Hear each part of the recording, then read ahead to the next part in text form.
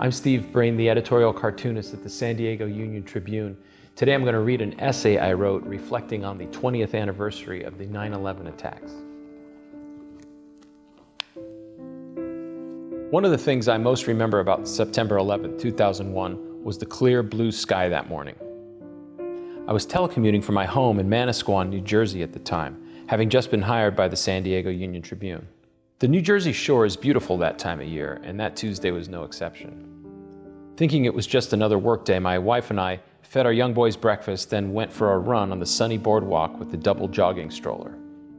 When we returned home around 10:40 a.m., our friend and neighbor Mary called. She was nearly breathless and asked if we were watching the news. I quickly turned on the TV and saw that both of the towers of the World Trade Center were gone. Like the rest of the world, I was in disbelief. It was hard to wrap my head around the horror. And as a journalist, I felt foolish that I was oblivious to the events that had been unfolding just 66 miles north as I was running along the beach. I immediately recalled visits to the World Trade Center, including a cartooning convention there the previous year, where I ate at Windows on the World, the spectacular restaurant that had been atop the North Tower. I selfishly wondered if the sale of our house would be affected, since we had a contingent offer from a couple who was trying to sell their home in New York City. It would be. And then the realization set in that our county, Monmouth, was home to many people who commuted and worked in Lower Manhattan. New Jerseyans with families who also jogged and strolled on the local boardwalks.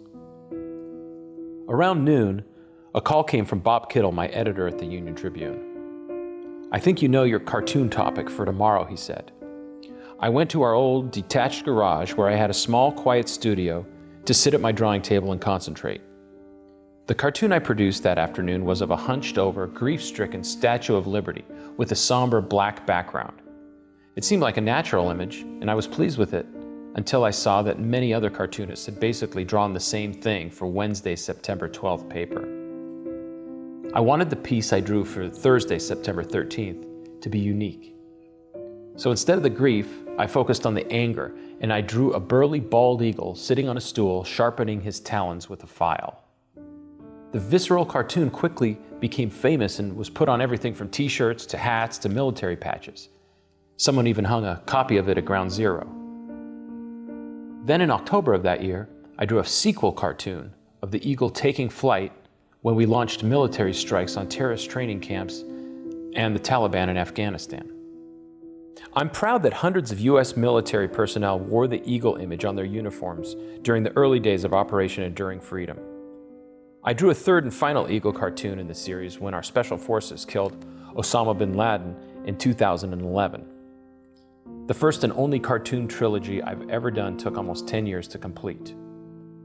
I generally don't like the idea of vengeance, but in my opinion, we needed to respond to the worst terror attacks in U.S. history in a forceful way. It was both interesting and frustrating to see the original Eagle cartoon used in pro-Iraq war rallies in 2003 because, unlike as with Afghanistan, I was completely opposed to the new conflict. I remember seeing my cartoon enlarged and taped to a military Humvee in Baghdad or somewhere while watching a news report. Hey, wait a minute, don't they realize they're using my cartoon to support something I oppose? I reflexively thought. The answer, of course, is no. Cartoons take on a life of their own, and people see what they want to see in them. Sometimes people will take editorial cartoons and doctor them using Photoshop or something similar in such a way that the message is contrary to the original intent. This happened a few times with the Eagle cartoon, and it was especially maddening, but again, there's not much you can do in most cases. And then there are times when the story outlives the cartoon. Afghanistan is still in the news, but it's under much different circumstances. Over the last decade or more, I've done multiple Quagmire-themed cartoons related to our involvement there, with imagery of quicksand and mazes. The feelings that fueled the original Eagle cartoon dissipated as the forever war dragged on for 20 years. The anger eventually morphed into hazy confusion over our purpose. But back in 2001, our mission was as clear as a September sky.